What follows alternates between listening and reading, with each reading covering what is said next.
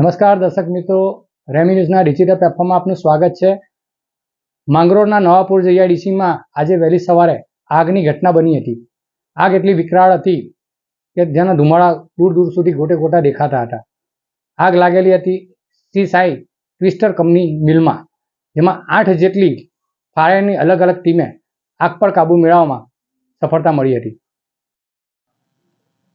સુરત જિલ્લાના માંગરોળના નવાપુર જીઆઈડીસીમાં આજે મિલમાં એક ભીષણ આગ લાગી હતી।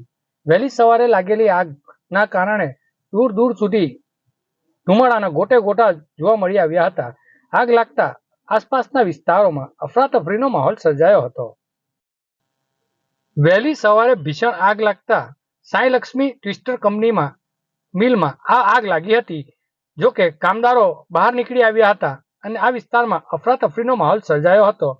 ઘટનાની જાણ ફાયરને કરતા સુમિલન, પાનોલી, ઈઆરસી, એસએમસી સહિત 4 જેટલી ફાયરની ટીમો ઘટના સ્થળે આવી ચૂકી હતી અને આગ પર કાબૂ મેળવવાનો પ્રયાસ હાથ ધરવામાં આવ્યો હતો। આગ ઓલવવા આવેલી ફાયરની ટીમને પાણી ભરવાની અસુવિધાને લઈને કાબૂમાં મેળવવા માટે ઘણી મુશ્કેલીઓનો સામનો કરવો પડી રહ્યો હતો। આગ એટલી વિકરાળ સ્વરૂપમાં લાગી હતી કે બીજી 8 ટીમો એટલે કુલ ટોટલ 8 ટીમો મળીને આગ ઓલવવાનો પ્રયાસ હાથ ધરવામાં આવ્યો હતો। આગ લાગવા પાછળનું કારણ હજી પણ અકબંધ છે। આગ શાને કારણે લાગી હતી તે આગ ઓલવ્યા બાદ જ માલુમ પડી શકશે।